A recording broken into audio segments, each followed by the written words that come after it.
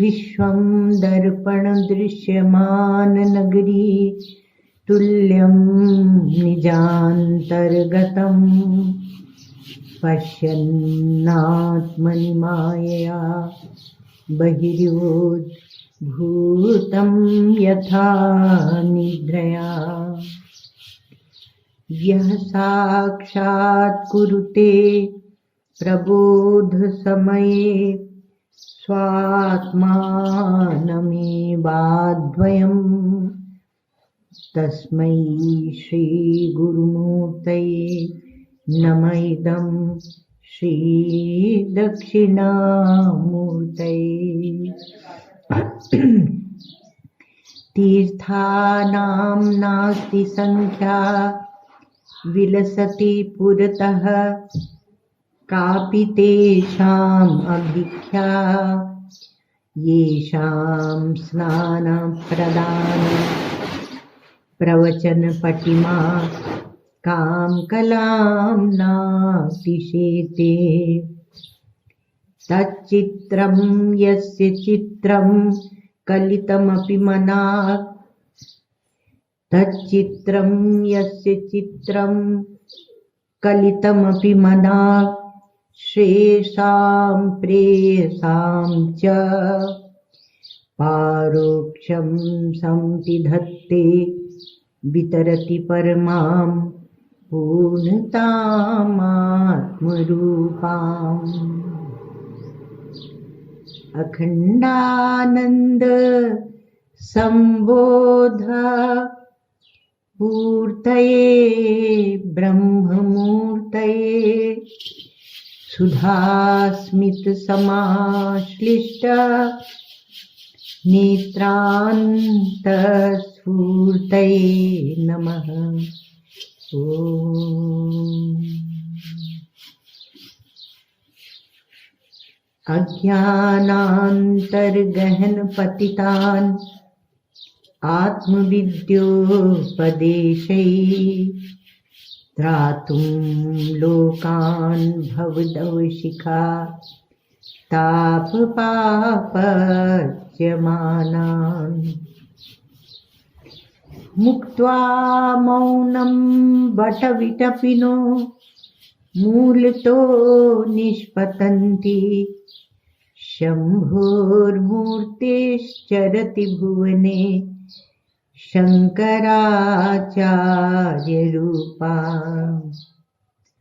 श्रुति स्मृति पुराणानाम् आलयं करुणालयं नमामि भगवत्पादं शंकरं लोकशंकरम्। नमामि भगवत्पादं शंकरं लोकशंकरम्।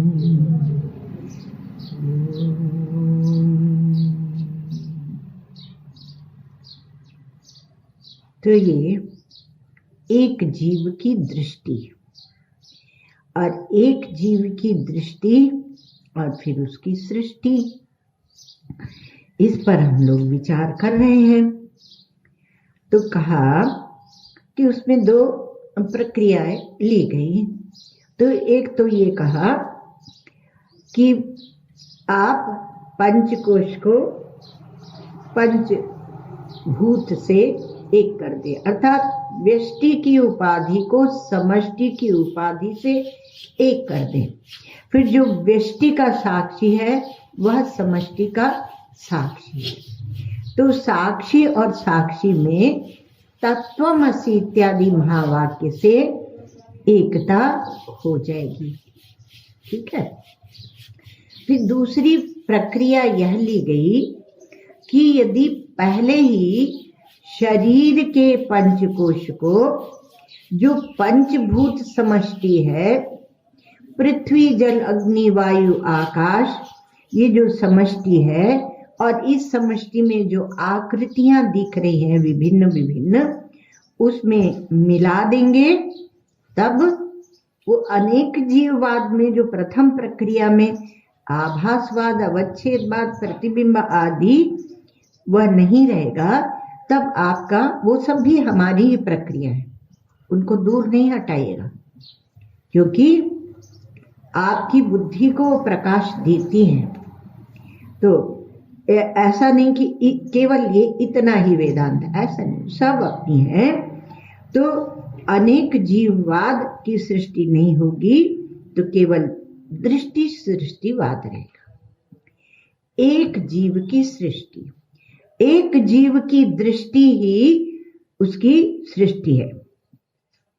तो पहले में क्या होगा कि हम अधिष्ठान रूप से परमात्मा को ले रहे हैं और अध्यस्त रूप से प्रपंच को ले रहे हैं, अर्थात विवर्त ले रहे हैं। और वह विवर्त जो ये, अर्थात ये दृश्य प्रपंच जगत जो दिख रहा है परमात्मा अधिष्ठान में प्रपंच रूप से, वह किससे दिख रहा है? क्योंकि देखेगा जब भी तभी चेतन ही देखेगा। तो हम अंतःकरण की उपाधि से देख रहे हैं। अगर आपकी अंतःकरण की उपाधि शुद्ध हो गई, शुद्ध सत्वात्मक हो गई, पवित्र हो गई, तो जब वो शुद्ध सत्वात्मक और पवित्र हो जाती है, जैसे जैसे वैसे वैसे उसकी दृष्टि भी बदल जाती, देखने की दृष्टि दूसरी हो जाती है। तो अध्यस्त जो पदार्थ है, तो वो क्या है? उनमें भेद दिख रहा है। तो पूर्ण चेतन में ही व्यष्टि समष्टि भेद, कार्य कारण भेद, अर्थात पदार्थ दिखने लगते हैं। व्यष्टि के पदार्थ समष्टि, कार्य के पदार्थ कारण के पदार्थ, ये सब दिखते हैं। तो लेकिन जब हम सिद्धांत को समझ लेते हैं, वेदांतों का सिद्धांत, चाहे कोई भी वाद हो, तो उसमें क्या कहा कि उनका जो पदार्थ दिखते हैं वो प्रतीति मात्र है और उनका अत्यंत अभाव है। अत्यंत अभाव है, इसलिए वो मिथ्या है।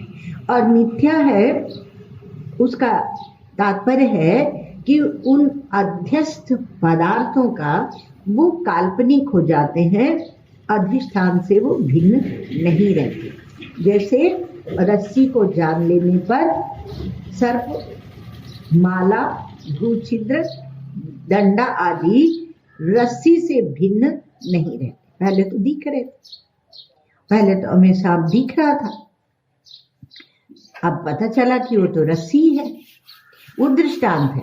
और दार्ष्टान्तिक में क्या है कि चेतन से भिन्न प्रपंच नहीं। तो चेतन से भिन्न प्रपंच नहीं है, इसको दूसरी प्रकार से ऐसे भी कहते हैं कि यह प्रपंच ब्रह्म ही है। ब्रह्मे वेदम विश्वमिदम वरिष्ठम, तो ये उसको भी वही कह देते। तो उसमें वहां कहने की एक भाषा शैली है और समझने की बात दूसरी है। तो रस्सी में जो सांप दिखाई पड़ रहा था, वो रज्जू सर्प, उसको नाम दिया गया, कल्पित बीच में मिथ्या खड़ा हुआ, तो उसको कहा वो रज्जू सर्प। वो वास्तव में कहा कि वो सर्प वो रस्सी ही है। तो सर्प रस्सी ही है, तो उसी प्रकार से कह देते हैं कि ये प्रपंच परमात्मा ही है, अर्थात परमात्मा का स्वरूप है। तो ये कैसे बनेगा? तो जगत ब्रह्म है। अब यहाँ हमारे यहाँ दो बात आती है वेदांतों में, एक बाद समानाधिकरण में और एक मुख्य समानाधिकरण है। इसको थोड़ा ध्यान से सुन लेना, क्योंकि आगे इसको अपन थोड़ा अपने इस एक जीववाद ये दृष्टि सृष्टिवाद से मिलाएंगे। तो कहा, ये तो आपने सुन रखा बात समानाधिकरण मुख्य समान है।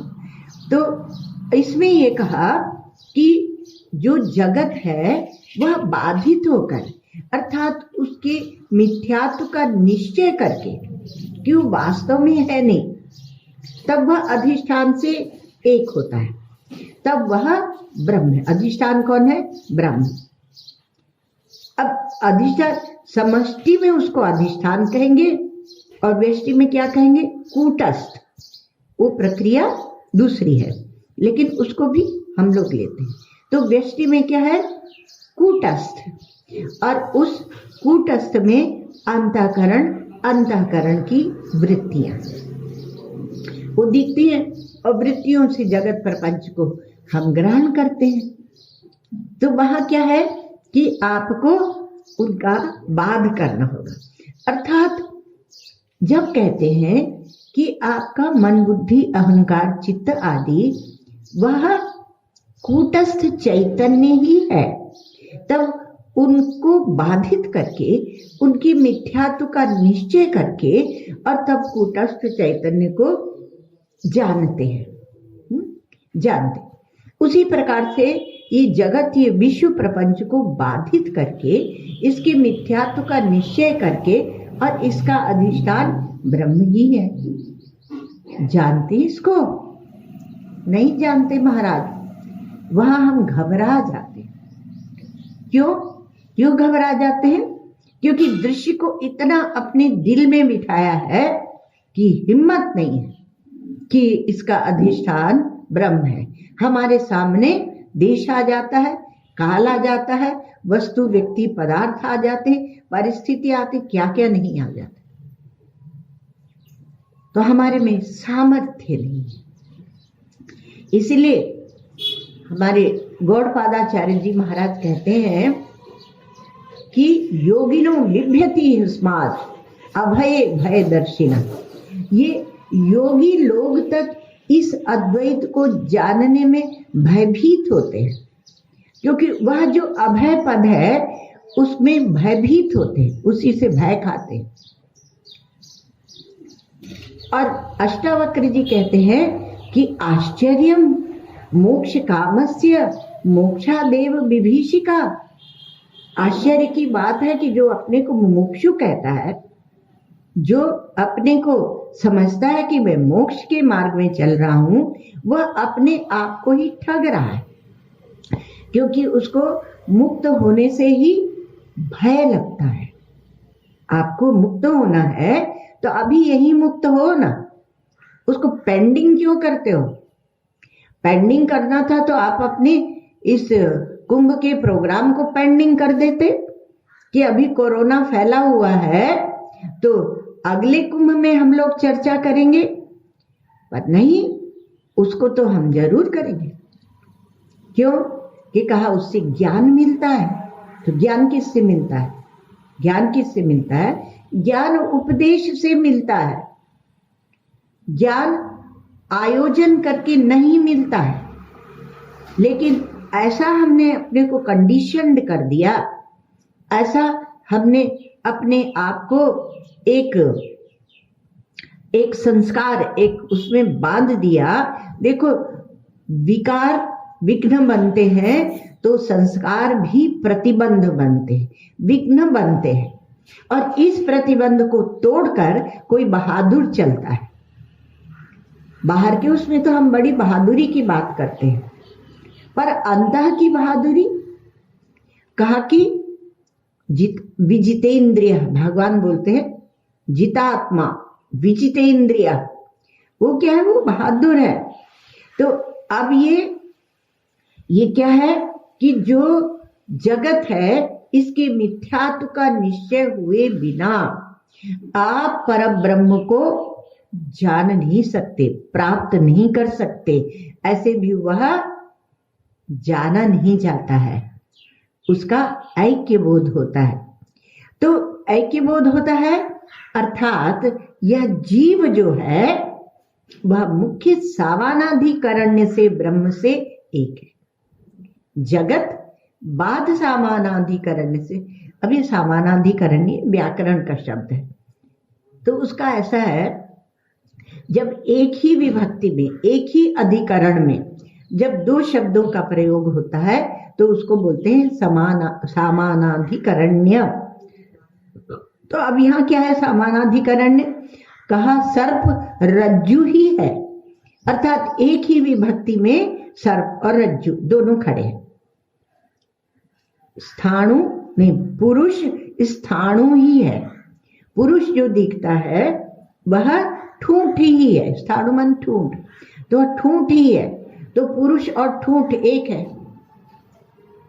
तो हमारे जो संस्कार वेदांत संस्कार से रहित हैं वो कहेंगे क्या बकवास करते हैं, कहा स्थाणु को और पुरुष को एक कर दिया, रस्सी को और सांप को एक कर दिया, ऐसे कहेंगे। तो इसलिए वहां पर क्या है कि बाध सामानाधिकरण, अर्थात जब आप उसकी वास्तविकता को जान लेंगे, जब आप सर्प की वास्तविकता को जानेंगे और ठूंठ वो पुरुष की वास्तविकता को जानेंगे तो दोनों एक है। तो इसलिए वहां पर बाध सामानाधिकरण है। और जीव का जो एकत्व है वह ब्रह्म के साथ, वह मुख्य सामानाधिकरण है। तो मुख्य सामानाधिकरण क्या? वहां जीव ब्रह्म ही है। तो कैसे एक होगा? जीव छोटा सा, अल्पज्ञ, अल्प शक्ति, ऐसा अंश, तो ऐसा तो जीव है। और ब्रह्म तो वो कहा कि वो तो महाशक्ति और सर्वज्ञ, सर्वशक्ति। तो ऐसे एकता कैसे होगी? एकता, तो एकता के लिए आपको ये समझना पड़ेगा कि वहां उपाधियों में एकता नहीं हो रही, चेतन और चेतन में एकता हो रही है। तो चेतन में जो सोचते हैं कि जीव तो जड़ है, उनके एकता कठिन होगी। पर जिन्होंने जाना कि जीव तो चेतन है, जो चेतनांश से विचार करेंगे, और इसको कहेंगे मुख्य सामानाधिकरण्य। तो एक है आरोपित सत्य होता है और एक अनारोपित सत्य होता है। अभी मुख्य सामानाधिकरण में क्या है? तो कहा कि जैसे कहें कि घड़ा मिट्टी ही है, अर्थात केवल अगर आप घड़े का ही अनुसंधान करते हैं तो आपको मिट्टी की प्राप्ति हो जाएगी। और हार, माला, हार जो है कंगन कहते हैं, तो कनक, कंगन कनक ही है, अर्थात कंगन सुवर्ण ही है। तो यहाँ आपको कंगन को तोड़ना नहीं है, पर कंगन कंगन रूप रहते हुए भी सुवर्ण ही है। तो इसलिए उसको बोलेंगे मुख्य सामानाधिकरण। तो सुवर्ण और सुवर्ण में एकता है, उसी प्रकार से चेतन और चेतन में एकता है। तो ब्रह्म क्या है? कहा चेतन वस्तु है। तो एक आप शास्त्रीय दृष्टांत लीजिए, क्योंकि हमारे यहाँ बाध भी 3 प्रकार का होता है, कभी सुनाएंगे उस पर, अभी जरा फैल जाएंगे। तो बाध भी शास्त्रीय, यौक्तिक आदि अनुभूति संपन्न को 3 प्रकार का बाध होता है। तो अब कहा कि एक मजे की बात लीजिए, जब प्रथमा पाद, तो कहा जागृत स्थान, जागृत स्थान जिसका स्थान है सप्तांग 19 मुखः स्थूल भुग वैश्वानरः प्रथमः पादः।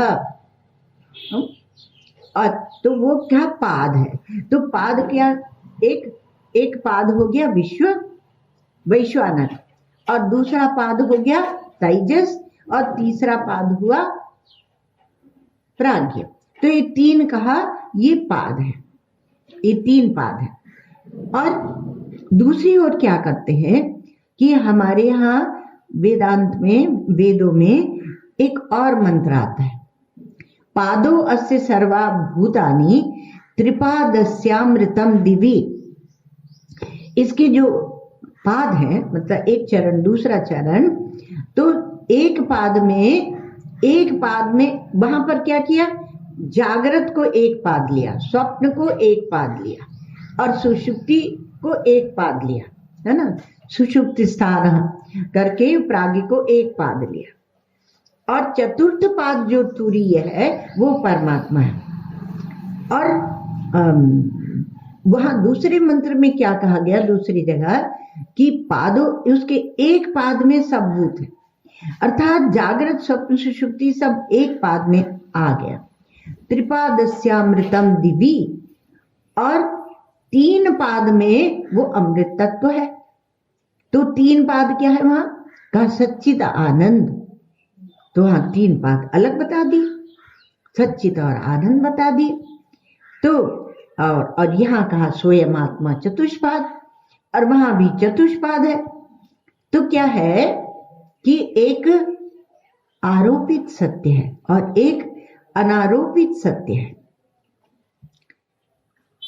दिखाया दोनों जगह सत्य को ही जा रहा है, पर प्रक्रिया भिन्न भिन्न है, शैली दूसरी है। तो क्या एक सत्य को अनेक प्रकार से नहीं बताया जा सकता?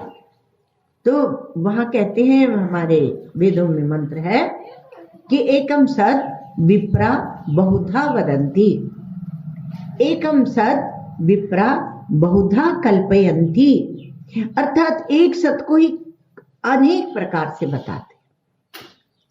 हमारे यहाँ विचार की कोई कंजूसी नहीं, हम सब मिलकर विचार करते हैं और अनेक प्रकार से करते हैं।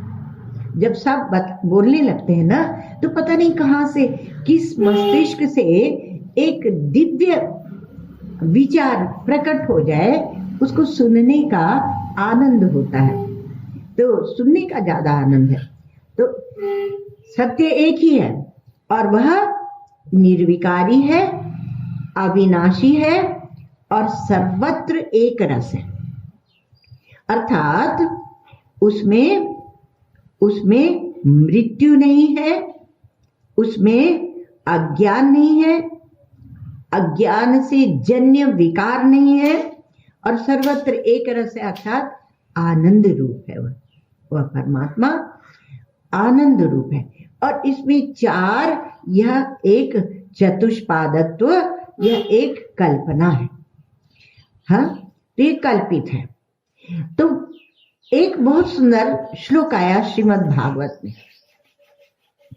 तो भागवत की 11वें अध्याय में, अध्याय नहीं है वहां पर, सर्ग है ना, तो भागवत के 11 स्कंध में, स्कंध है, तो भागवत के 11 स्कंध के तो 22वें उसमें वहां बोलते हैं, देखो पूरा श्लोक नहीं बोलते, थोड़ा सा ही बोलते हैं।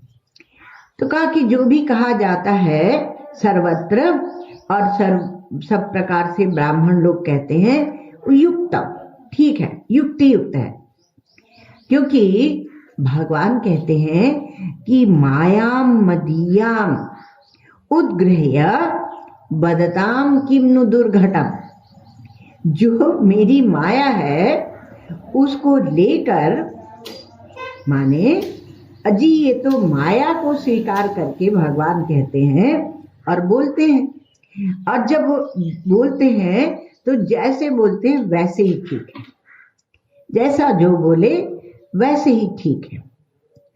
तो बोल रहे, तो बोलने में क्या है कि आप जब विचार किए बिना बोलते हैं तो कोई कैसे बोलता है, कोई कैसे बोलता है, और विचार करके भी बोलते हैं तो किसी की शैली पृथक है, किसी की शैली पृथक है, उसमें कोई कंजूसाई नहीं हो रही।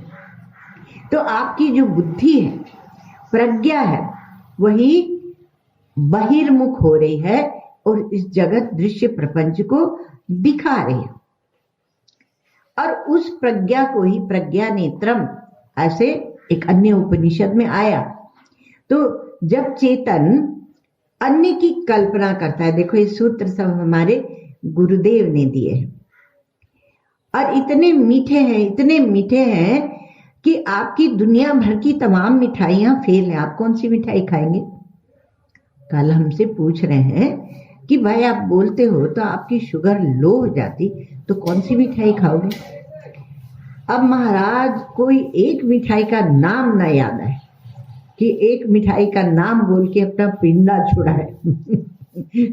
तो उनको भाई तुम क्या क्या खिला सकते हो हमें बताओ, तुम क्या बना सकते हो? तो क्या है कि ये जो आपकी जब प्रज्ञा वो कैसे बनती है, तो श्री महाराज जी कहते हैं कि जब चेतन अन्य की कल्पना करके और उसको प्रकाशित करता है तब उसे कहते हैं प्रज्ञा। अन्य की कल्पना करके और उसे प्रकाशित करता है। अन्यत्व की कल्पना किसमें हुई? चेतन में, क्योंकि चेतन के बिना आपकी कोई गति नहीं। ये चेतन इतनी मजबूत वस्तु है, इसलिए उसके साथ सत्य को जोड़ा गया उसकी दृढ़ता दिखाने के लिए। तो ये चेतन इतनी मजबूत वस्तु है कि उसके बिना आपकी गति नहीं। चाहे बुद्धि ले आओ, चाहे जो भी, और आप तो बुद्धि को ही लेके उचक रहे हैं महाराज। अभी यहाँ सत्संग शुरू होने वाला था तो हमारे एक मित्र महात्मा है, उन्होंने संदेश भेजा।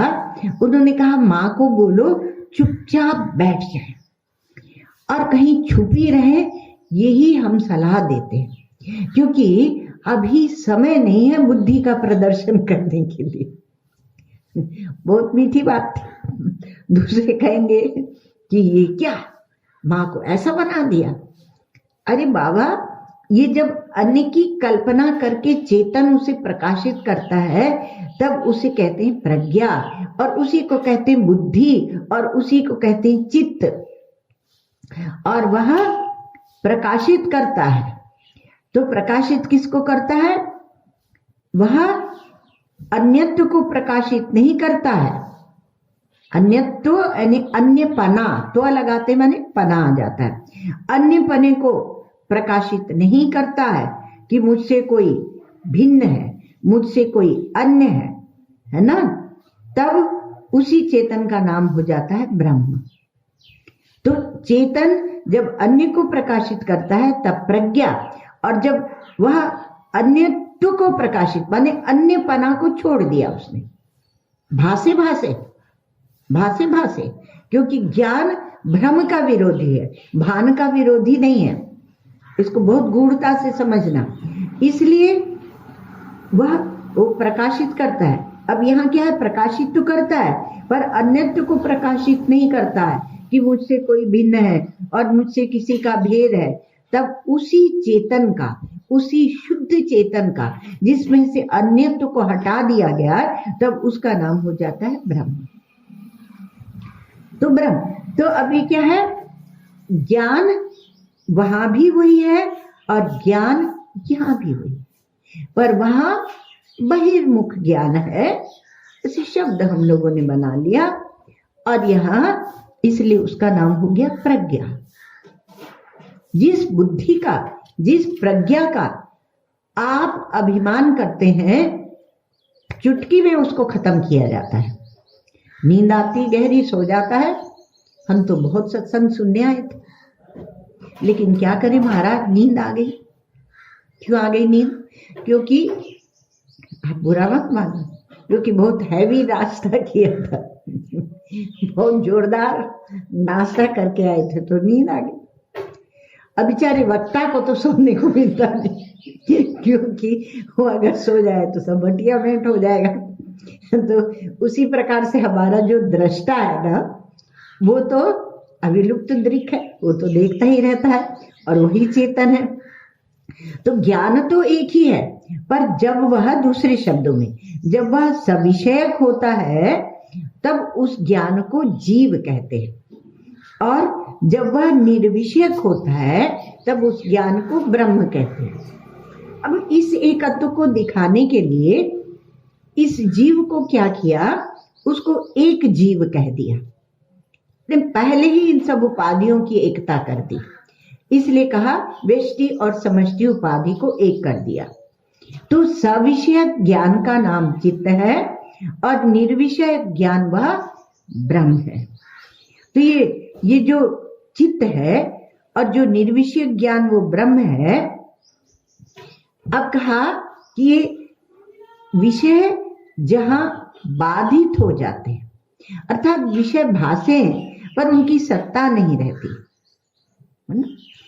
वह विषय जहां बाधित है वहां तो ब्रह्म है, वहां ब्रह्म है। और विषय जहां सत्य रूप दिखते हैं वहां आप ही जीव हो जाते हैं, आप ही ब्रह्म हो जाते हैं महाराज, और आप ही ब्रह्म हो जाते हैं। क्यों? आप ब्रह्म तो है ही, और जीवत्व आपने ओढ़ लिया है, वो आपने ओढ़ लिया है। तो आपको जब खोजना है इस एक जीव को या ब्रह्म को, तो आप कहाँ खोजेंगे? क्योंकि आपके मैं का ही नाम जीव है, मैं अर्थात चेतन।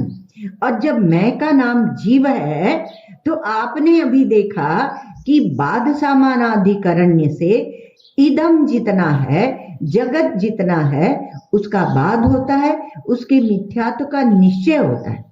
किंतु मैं जो है वह मुख्य सामानाधिकरण्य में आया, अर्थात उसका बाध नहीं होता, उसके मिथ्यात्व का निश्चय नहीं होता, उसका एकत्व बोध होता है। इसलिए तात्पर्य निकला कि आपको यदि अनुसंधान करना है, खोजना है, तो आप अपने मैं में खोजें, अपने अहम में खोजें, जिसका अहम शब्द का ही होता है अर्थ न हन्यते इति अहम। अ माने नहीं और हम माने हन्यते, जिसका नाश नहीं होता वो अहम है। तो उसमें खोजें जो पूर्ण चेतन है, जिसका नाश नहीं होता, जो देश काल वस्तुकृत परिच्छेद में नहीं आता। एक बात और मजेदार इसमें से निकल के आई, बहुत मजेदार है। वो क्या निकल के आई पता नहीं आप लोगों को मजेदार लगती है कि? हम तो जो अपने गुरुदेव के मुख से सुनते थे या सुनते हैं तो इतना आनंद आता है कि दुनिया बेकार लगती है, और कभी सूझता ही नहीं था कि अब रोटी बना के खाएं। घंटी बजे तो खा लें। और कहीं एक जगह हम नासिक में थे तो हम बैठे रहे आनंद में, रोटी मिली नहीं। अब वो बहुत बड़ी धर्मशाला थी, तो अब बहुत जोर जब भूख लगी तो अपना कमंडल लेके निकल गए और जाके कहा कि भिक्षा दे दो किसी एक घर से। तो फिर अब ये नहीं समझना कि हमने गेरुआ पहने थे। आज लोगों को ये भी बहुत बड़ा भ्रम है कि महाराज गेरुआ पहनना पड़ता है, नहीं तो भिक्षा नहीं मिलती। जब गेरुआ पहनते हैं तभी कुछ वो मिलता है, हमें क्या सम्मान मिलता है। हम रामघाट में थे, ये तो तब की बात है, नासिक तो तब गए थे जब महाराज जी विराजते थे। थोड़े दिन को गए और वापस लौट के दौड़ के वापस आए महाराज जी के पास क्योंकि महाराज जी मुंबई विराज रहे थे।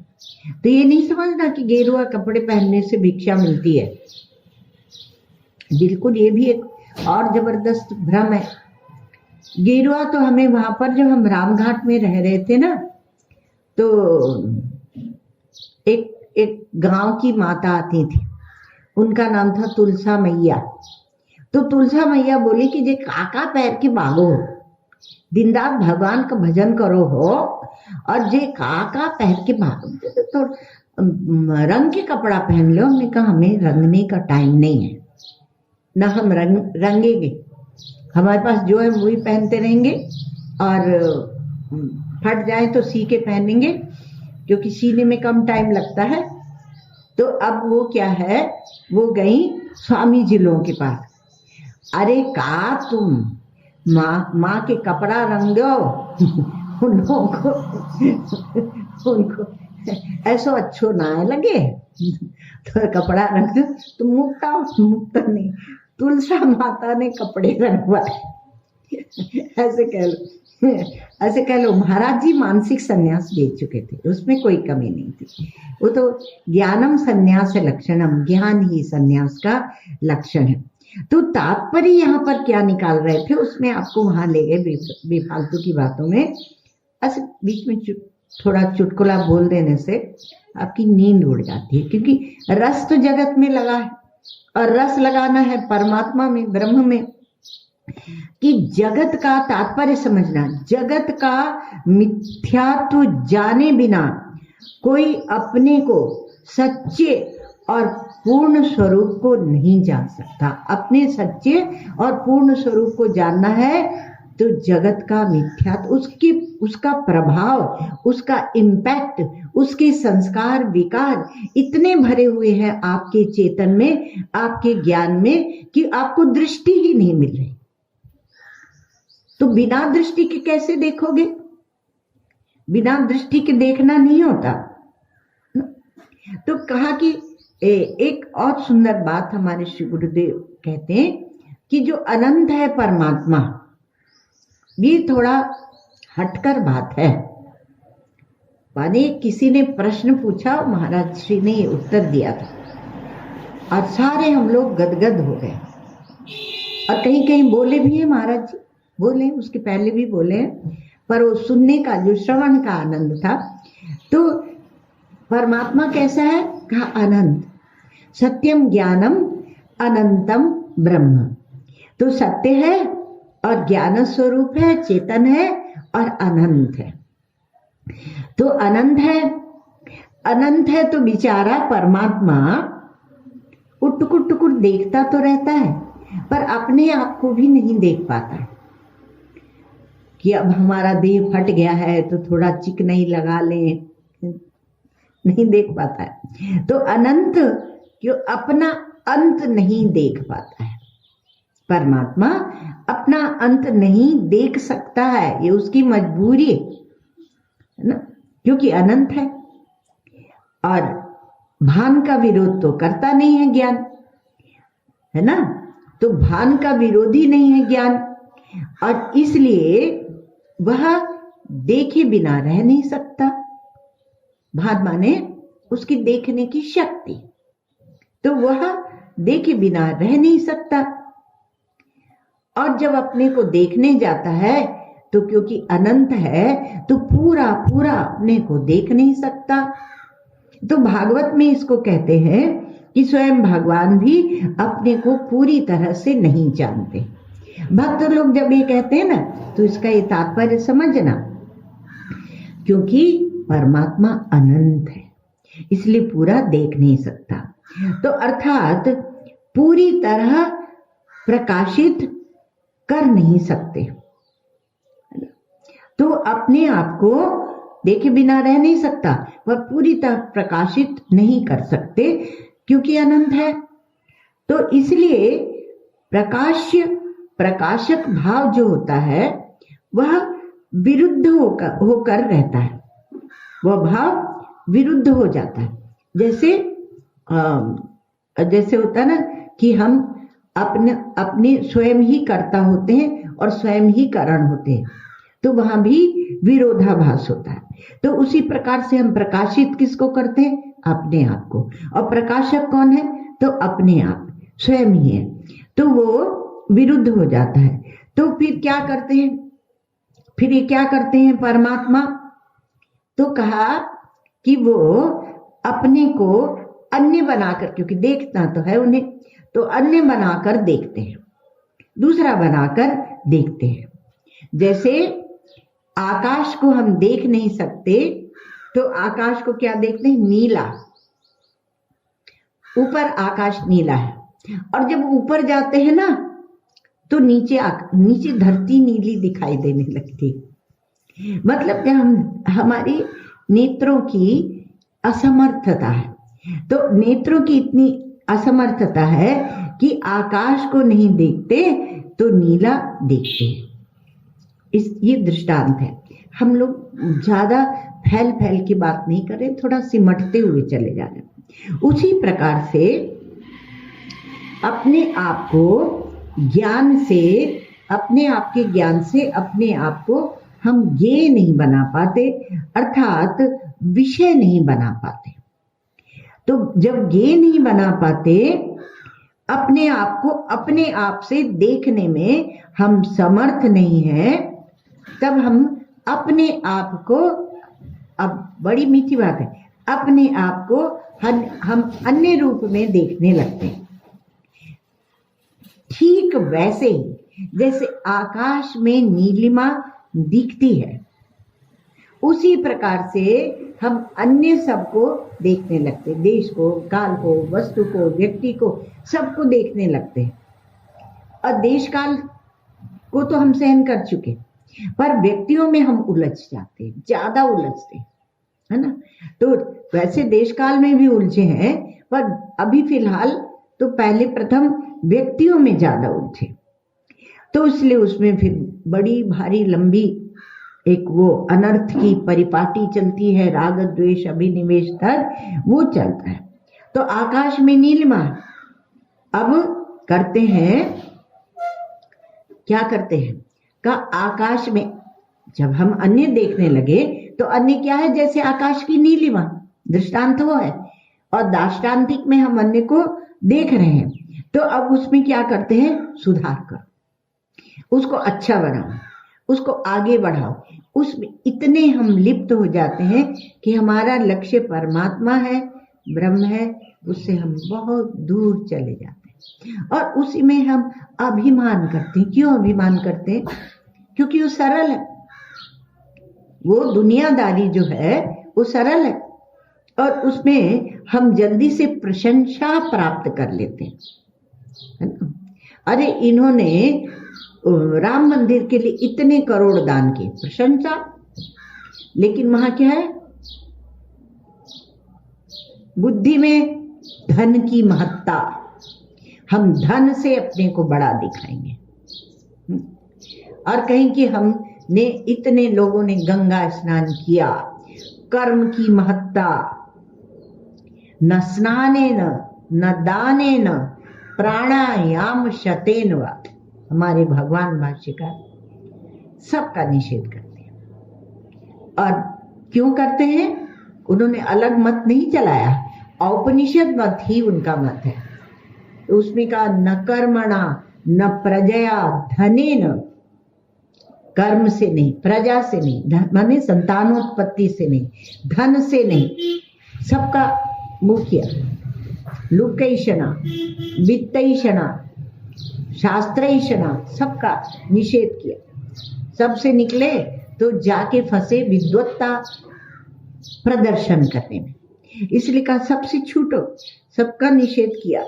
और आप स्वरूप को नहीं जान सकते, तो अब क्या हुआ कि हम नीलिमा को देखने लगे और उसका सुधार करने लगे, और खुश होते हैं हम लोग। आज एक जगह जाते हैं, वहां पर नर्मदा के तट में, वहां पर नीलिमा इतनी गहरी, इतनी सुंदर, इतना सुंदर उसका रंग है।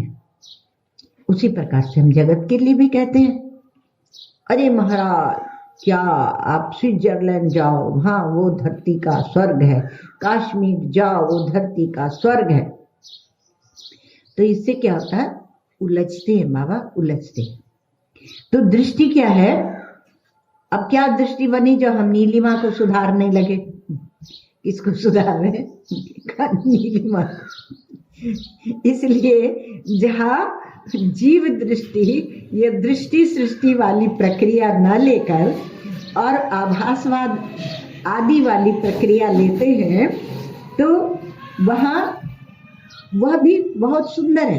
क्योंकि अब दृष्टि क्या बनी कि जो चेतन है वह अपने को जड़ देखने लगता है, और जो अपरिच्छिन्न है वह अपने को परिच्छिन्न देखने लगता है, जो क्या बोलते हैं अविनाशी है वो अपने को विनाशी देखने लगता है। देखो, जैसा हम स्वयं को देखते हैं वैसे दूसरे को देखते हैं, और जैसा हम दूसरे को देखते हैं वैसे ही अपने को देखते हैं। ये नोट कर लेना, ये आपकी संपूर्ण व्यवहार का रहस्य है। अगर हम सब में दोष ही दोष देखते हैं तो सब दोष हमारे में बैठे हुए हैं, नहीं तो दिखते कहाँ से? जैसी दृष्टि वैसी सृष्टि। और अगर हम सब में गुण ही गुण देखते हैं तो हमारे में गुण ही गुण है। तो कहा नहीं महाराज, हम तो बीच के हैं, दोष भी देखते हैं गुण भी देखते हैं, इसलिए हम सही है। ठीक है बात, हम दोष भी देखते हैं और हम गुण भी देखते हैं, क्योंकि अगर हम दोष नहीं देखेंगे तो गलत आदमी से हम मित्रता कर लेंगे। अरे बाबा कुछ भी सही नहीं है और सब कुछ भी सही नहीं है। वो सृष्टि का आप अत्यंता भाव देखें, वही पवित्र है। और वो सृष्टि का अत्यंता भाव, इसका बहुत ज्यादा इस पर जोर देते थे हमारे परम गुरु श्री उड़िया बाबा जी महाराज, कि सृष्टि का अत्यंता भाव। और सृष्टि के अत्यंता भाव का नाम ही उन्होंने वैराग्य दिया था। अर्थात वह मिथ्यात्व निश्चय है, माने वह मिथ्यात्व निश्चय है, तब वो वैराग्य। नहीं तो नाम रूप और क्रिया जबरदस्त माया है और इसमें हम फंस जाते हैं। तो देखना, अपने स्व को हम अन्य रूप से देखते हैं, जो भी हम देखते हैं वो हमारा स्व है, क्योंकि हमारी दृष्टि है, इसलिए हमारा स्व है, हमारा चेतन है, हमारी आत्मा है, हमारी आत्मा है। तो इसलिए हम उल्टा सुल्टा देखने लगते हैं, क्योंकि हमने विवेक नहीं किया, हमने विचार नहीं किया, हमने सम्यक प्रमाणेषु अकृत श्रमाणाम, जहां से हम लोगों ने प्रारंभ किया था, सम्यक जो प्रमाण है उसमें श्रम नहीं किया। क्यों? गुरु संप्रदाय रहिता नाम, गुरु और संप्रदाय से हम रहित हो गए। अशुद्ध वेदांता नाम, और घनघोर वेदांत का श्रवण नहीं किया। फिर जो हमारे शास्त्र हैं वेदांत के, उन पर हमने परिश्रम नहीं किया। क्यों नहीं किया? तो कहा अत्यंत बही विषयासक्त बुद्धि ना, बाहर विषयों में बुद्धि आसक्त हो गई। अब बुद्धि विचारी क्या करे? उसमें आसक्त हो कि आपका ये अंतर्मुखता की यात्रा करे ना। वो कबीर मन तो एक है, चाहे जहां लगाए, चाहे हरि की भक्ति कर और चाहे विषय कमा, दिन रात विषय का चिंतन है। आज साधु साधक मिलना दुर्लभ हो गया, अत्यंत कठिन हो गया, अत्यंत कठिन। हमारे श्री गुरुदेव की जबरदस्त एक पीड़ा थी। बोलते थे, श्री उड़िया बाबा जी महाराज कहते थे तपस्या का ह्रास हुआ, और हमारे श्री महाराज जी कहते कुएं में ही भांग पड़ गई, अब कोई कुछ कहीं चलना नहीं चाहता। तो कहा कि ठीक है महाराज, हमारी दृष्टि बिगड़ गई है। वो पहले यांशकांश कुदृष्टया, जो विषयों को देखते हैं वो कुदृष्टि रखते हैं, इसलिए दृष्टि सृष्टिवाद को नहीं समझेंगे। तो इसलिए, क्योंकि यह एक बहुत उत्तम प्रकार है विचार करने का। तो देखते हैं हम ये सब दुनिया, ये देखना कोई अपराध नहीं है। अगर महाराज हमारी आंख है तो हम नीलिमा को तो देखेंगे ना। दुनिया को अगर हमारी इंद्रियां है तो हम शब्द स्पर्श रूप रस गंध को ग्रहण करेंगे ना। क्या नाक में ठेपी लगा दें? क्या आंख फोड़ दें? क्या कान बंद कर दें?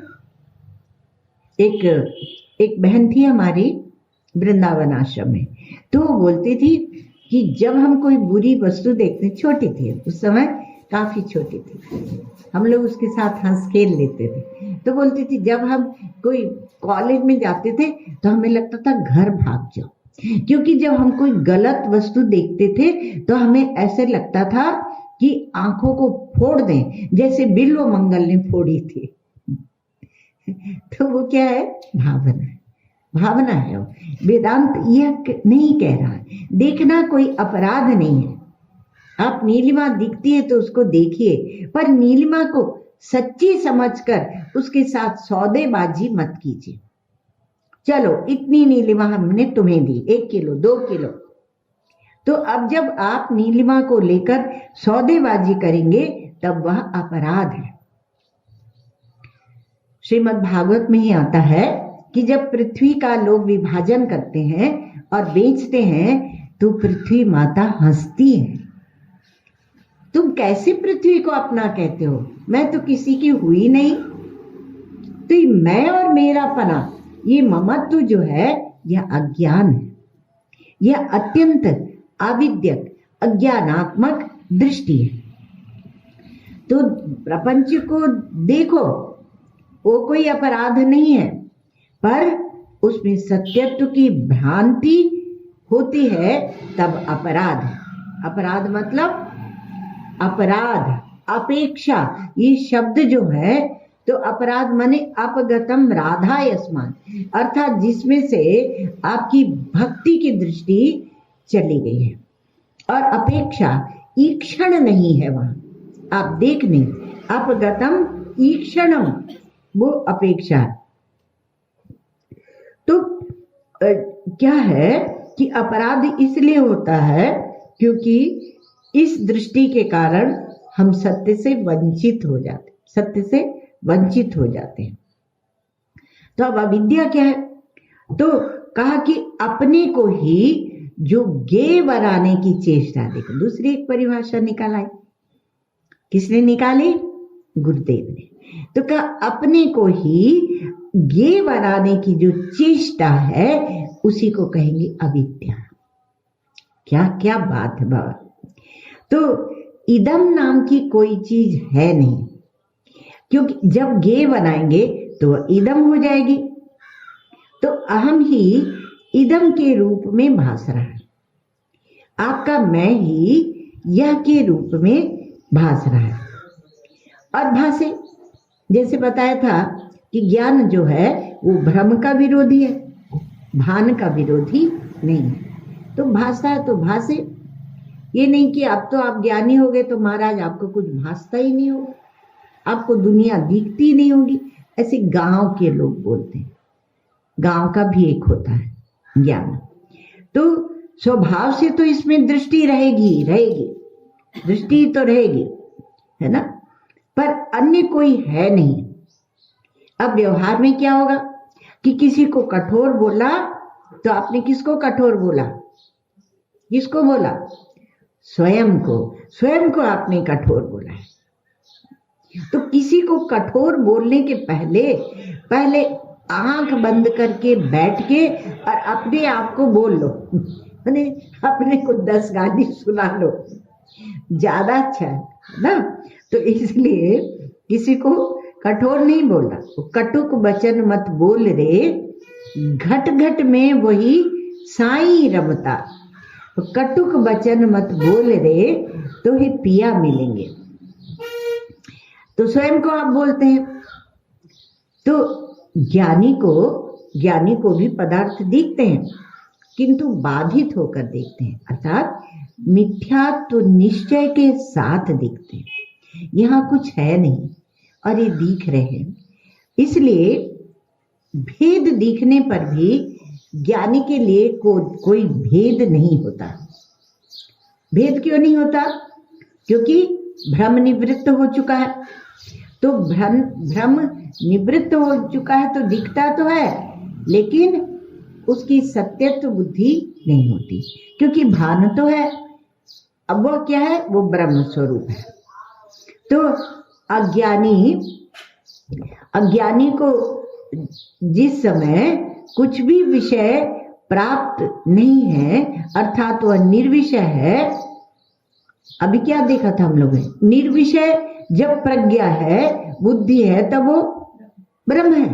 अब यहाँ उसी पर विचार अपन कर रहे हैं। तो कहा कि अज्ञानी को जिस समय कोई विषय नहीं दिखता, माने ऐसे समझ लो थोड़ी देर को कि वो निर्विषय है, तो उस समय भी उसके चित्त में संपूर्ण भेद का बीज विद्यमान है। ठीक है, अभी बेहोश हो गए हैं या सो गए हैं या समाधि में चले गए हैं, समाधि भी जड़ समाधि, चेतन समाधि, तो उसमें चले गए हैं, लेकिन भेद का बीज वहां बैठा है। तो चित्त में जब तक संपूर्ण भेद अर्थात भ्रम उसका बीज बैठा हुआ है, तब तक वह निर्विषय उसका चित्त नहीं होता।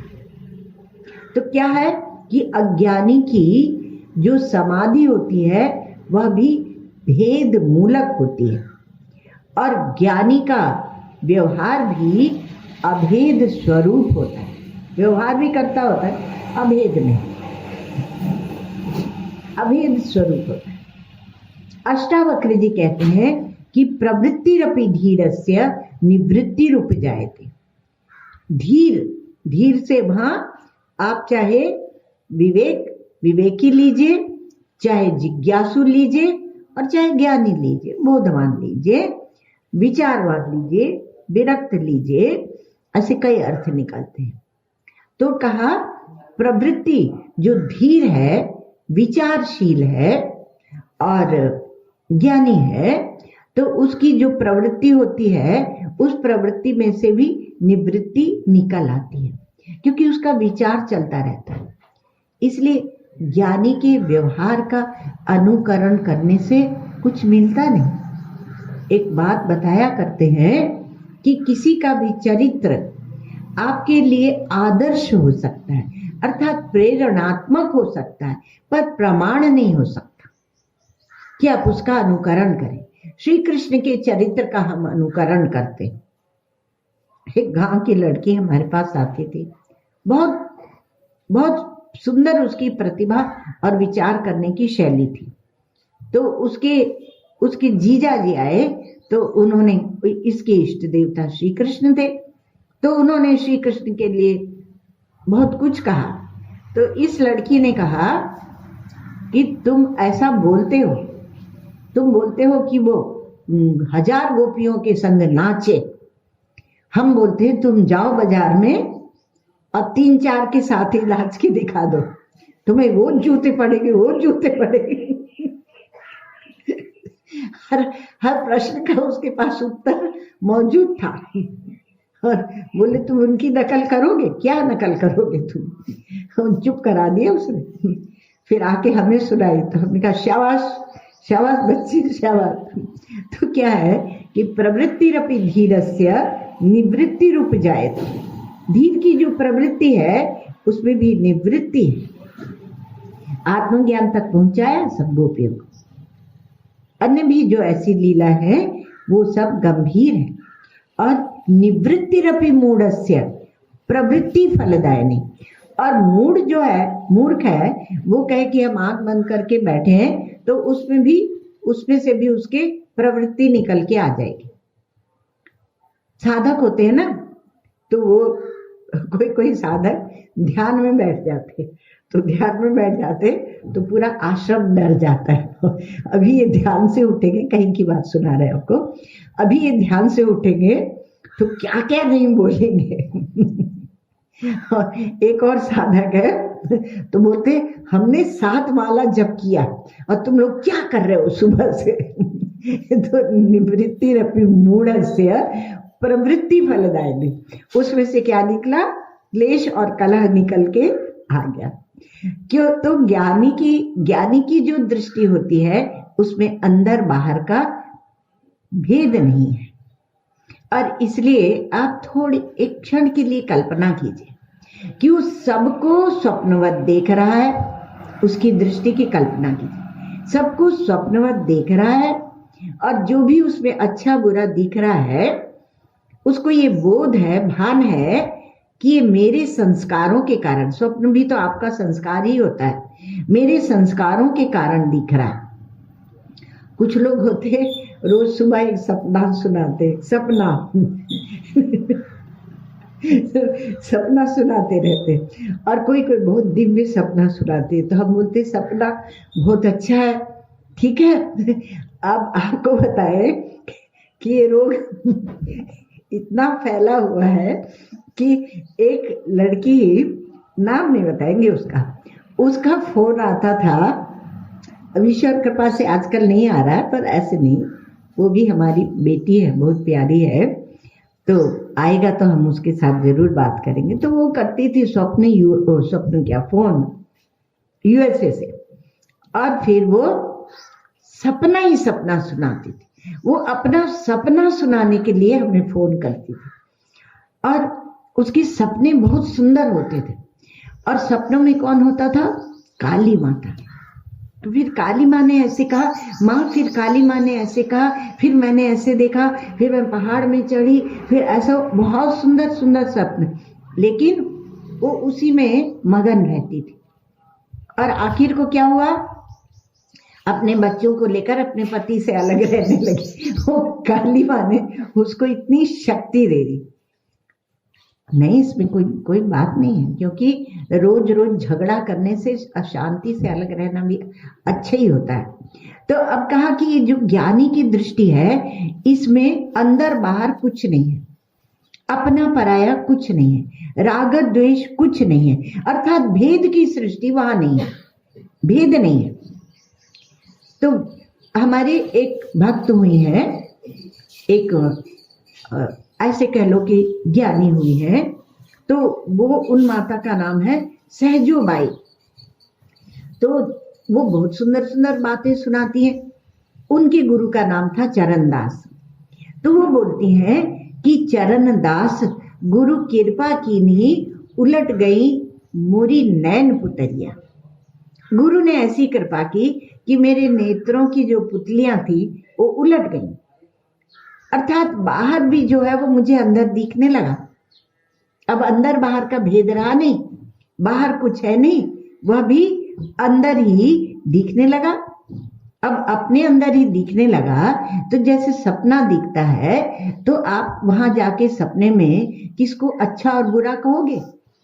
इसलिए कहा कि अच्छा, एक और सुनाते। एक बार बाबा से किसी ने कहा कि बाबा आप महात्मा हो।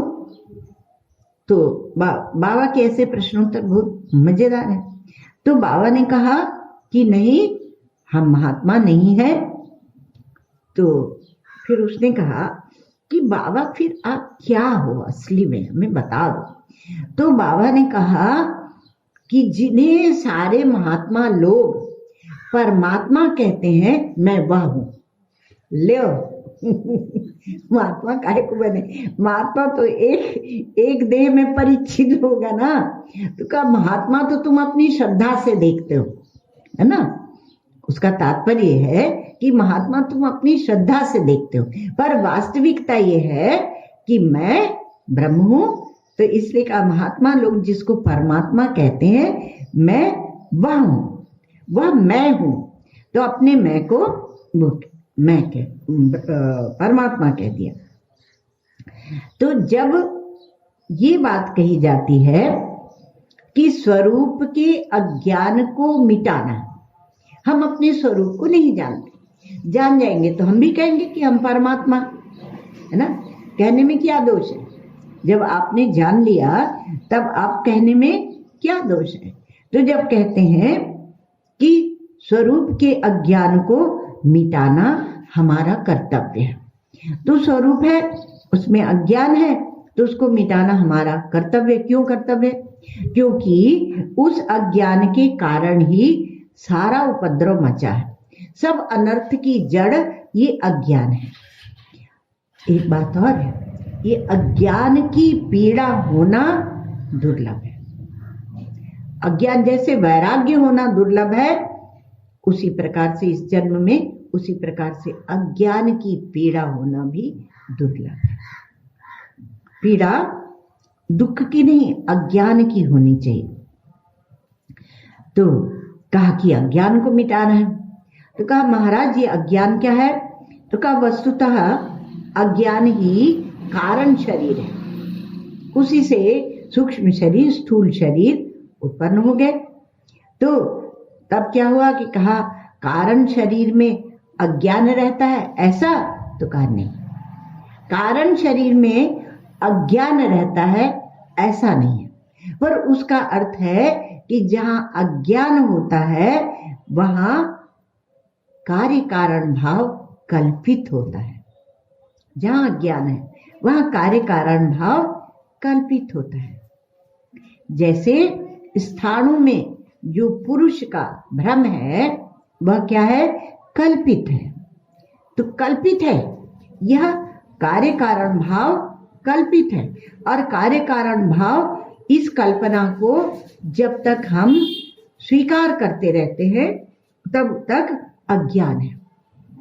इसलिए कहा कार्य कारण से रहित जो अजात है, अजन्मा है, अजात है, अजन्मा है, अर्थात न उसका कोई बाप है न उसका कोई बेटा है, न वो किसी का पति बनता है और न किसी का पुत्र बनता है और न किसी का पिता बनता है। तो ऐसा जो सब जो बनता है वह कल्पित ही बनता है। जैसे स्थाणु में पुरुष का भ्रम होता है, वैसे ही अज्ञान से आपको ये सब कुछ दिख रहा है।